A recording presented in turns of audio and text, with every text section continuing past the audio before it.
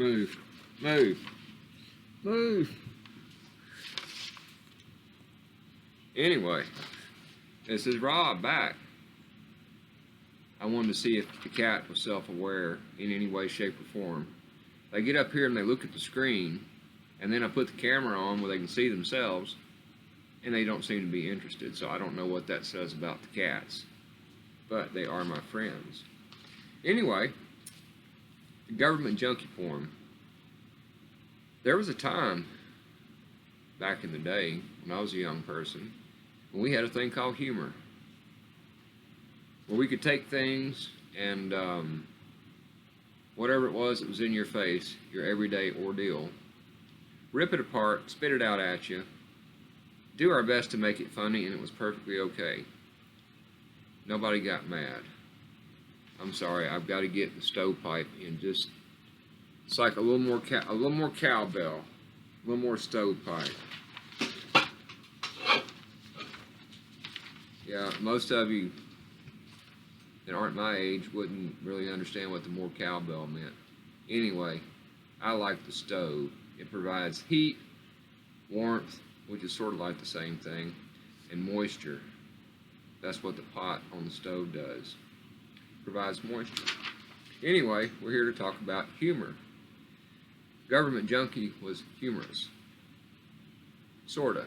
I guess it could be distracting to some, but I was trying to talk about something humorous. It's what I grew up with.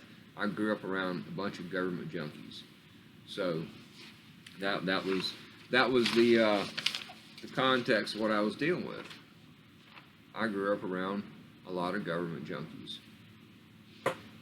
Anyway, I had something else I thought that would be funny. Wrote this back in 2000. It's called Little Andy Tinker. It was back when we were doing quite a few things with genetics. I think it was a time that, oh, there's Pussycat, hanging under the great big fish. I think it was during the time that Dolly the sheep came in. And I was very, you know, with my mindset, genetic manipulation was, you know, concern, real concern.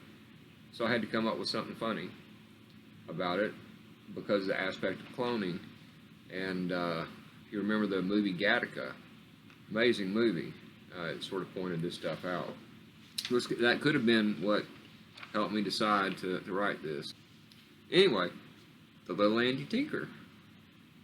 Little Andy Tinker has a photographic mind. Little did we know he was starting to unwind. To think I saw it coming was really quite a hoot. Now that it is here, we salvage every poot. Just one sniff will do it, and your head begins to spin. Colors will appear as mushrooms sprout from upon your skin. Sit back and relax now. Just enjoy the ride. Think of all those 60 things that clutter up your mind. Now there is consequences to smelling their babies' asses. I'm sorry to explain that chili fastly passes.